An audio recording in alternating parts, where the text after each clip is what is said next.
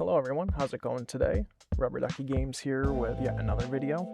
I decided I wanted to maybe step back for a second and do something a little different than usual and focus maybe a little less on the gameplay of this unnamed project and just kind of show you around my general framework for developing any of my games. So first of all, it's always nice to have a free look camera. It's just a simple camera with a simple script on it that literally, as you would guess, allows you to just kind of maneuver through the game scene. If we were in play mode, that is, you could just kind of float around and get up and close and personal if you kind of wanted to leave the player's body to look around at something a little closer. I like to, in the game, obviously, it's quite dark, so that isn't on, but I like to keep the directional light in the scene and bump up the intensity a bit to use it as more of an editor light, so I can just turn it on and quickly see things. For my environment, I like to keep everything very organized. I like to create an empty game object for my environment. See, I have a grounds one, props, barriers, cameras, interactables.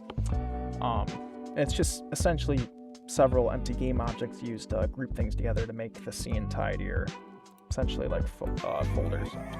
So we got the ground, it's for our ground, got props, got some trees and stuff. Barrier is like, it's an invisible wall, essentially, if you want to keep the player from going out of bounds, you could say.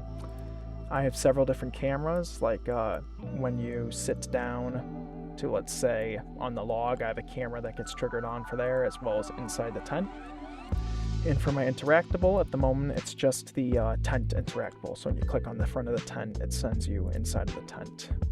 Obviously, general stuff here, you got your player, deer monster, my nav mesh, game manager, which is, I got my PSX shader on it, and some other scripts in there, just kind of some random stuff, and some stuff that I'm just kind of outside of the folders because I'm currently working on it. For my go-to audio editor, I like to use Audacity because it's simple enough to use. It's obviously free. I like to edit all my sounds in Audacity. It's, I would say, probably the most beginner-friendly software for editing audio that I've used, and I like it. It's clean and simple. You guys have also obviously seen that I stick to Blender when I go into 3D modeling stuff. It's just, once again, a free software, which is always great if you're a solo indie developer. It just really helps with the process if you're trying to save, obviously. And don't pay too much attention to this because this is such an ugly looking gun. But anyway, thanks again guys for watching. Please let me know what you think in the comments section, and I'll see you next time. Alright, later.